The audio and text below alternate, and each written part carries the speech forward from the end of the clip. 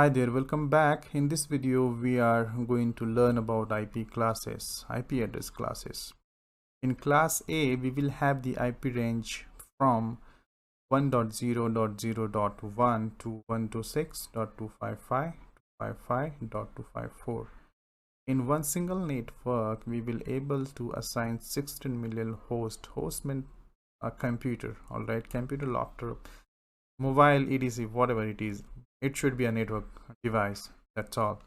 In class V we will have the IP range from 128.1.0.1 to 191.255.255.254. In one single network we can assign 64,000 hosts, all right, means computer. Maybe you are saying where the 127 IP address. So 127 IP address will be a loopback address which we use to check the network card connectivity, all right. If you're not getting reply from 127.0.01, that means your machine network controller has some problem. Let me give you an example. Ping, all right, 127, what this called, loopback address, right?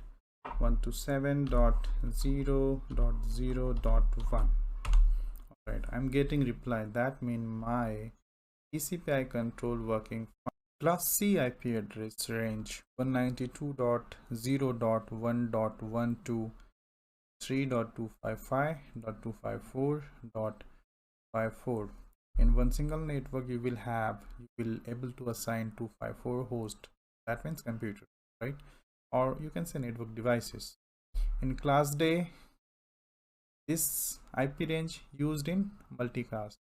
Class C address will use in RND. That's it. Let's see you next video. Okay, so earlier I was told 127.0.0.1 to 54 local loopback address is used to let a system send a message to itself to make sure that TCP/IP installed correctly on the machine.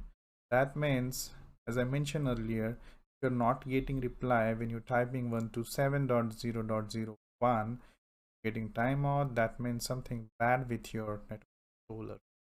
TCP/IP not installed correctly on, have to install it again. That's it. Let's see you next